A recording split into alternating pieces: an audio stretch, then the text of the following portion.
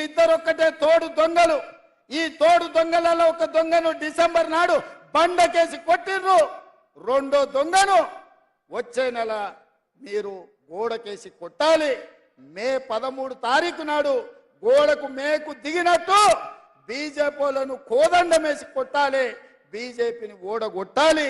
ఎందుకంటే 10 ఏళ్ళు మనల్ని ఏలిన నరేంద్ర మోడీ మనల్ని మోసం చేసిండు. మన ఖాతాలో 15 లక్షల రూపాయలు పేదోళ్ళకి వేస్తాను ఇవ్వలేదు. ప్రతి పేదవాడికి ఇల్లు కట్టిస్తాను ఇవ్వలేదు. 2 కోట్ల ఉద్యోగాలు ప్రతి సంవత్సరం ఇస్తానని 10 ఏళ్లలో 20 కోట్ల ఉద్యోగాలు ఇవ్వాలి. ఒక్క ఉద్యోగం కూడా ఇవ్వనందుకు నిరుద్యోగ యువకులు నడుం బిగించాలి. మోడీని ఓడగొట్టాలి.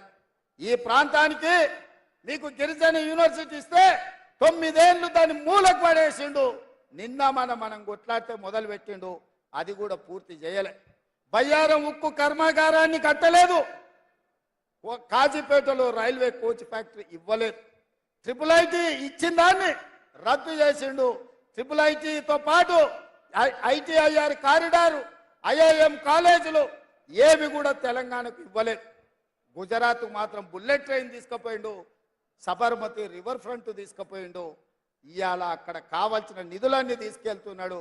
గిఫ్ట్ సిటీలు కట్టుకున్నాడు. ప్రధానమంత్రిగా అందరినీ సమానంగా చూడాల్సిన బాధ్యత నరేంద్ర మోడీ మీద ఉంది. కానీ కుత్సిత స్వభావంతో నిధులన్నీ కూడా గుజరాత్కే తీసుకెళ్ళిండు. కాబట్టి మిత్రులారా, 10 ఏళ్ళు మోడీని చూసిండ్రు, 10 ఏళ్ళు కేసీఆర్ను చూసిండ్రు. రాబోయే 10 ఏళ్ళు ఇందిరమ్మ రాజ్యాన్ని ఆశీర్వదించండి. మీ కోరికలు, మీ ఆలోచనలు, ఈ ప్రాంత అభివృద్ధి, ఈ ప్రాంత సంక్షేమాన్ని అమలు చేసే బాధ్యత కాంగ్రెస్ పార్టీ తీసుకుంటుందని మీకు మాట ఇస్తున్నా. అందుకే ఈరోజు ఒక టీచర్గా సామాన్యురాల్ని, ప్రజలలో ఉన్న అత్రం సుగుణను కాంగ్రెస్ పార్టీ అభ్యర్థిగా ఈ పార్లమెంట్ ఎన్నికల్లో నిలబెట్టింది. మీరు అత్రం సక్కును చూసిండ్రు, నగేష్ను చూసిండ్రు. వాళ్ళు ఎవరు కొత్తోళ్ళు కాదు, పాతోళ్ళే. వాళ్ళ పనితనం మీకు తెలుసు. మంచోడు అని మంచం ఎక్కిస్తే మంచం అంతా పాడు చేసిండంటే వెనకటికి వాడు అత్రం సక్కులా అంటాడు. ఇక నగేష్ గురించి నేను చెప్పాల్సిన పని లేదు. బుద్ధిమంతుడని సర్ది కడితేనంట బొడ్రాయి కానీ ఫోన్ చేసి మళ్ళీ ఇంటికి వచ్చి బోర్లో వండుకున్నాడంట. నగేష్ ఎమ్మెల్యేగా, మంత్రిగా, ఎంపీగా అన్ని పనులు చేసిండు. మీ అందరూ చూసినోడే.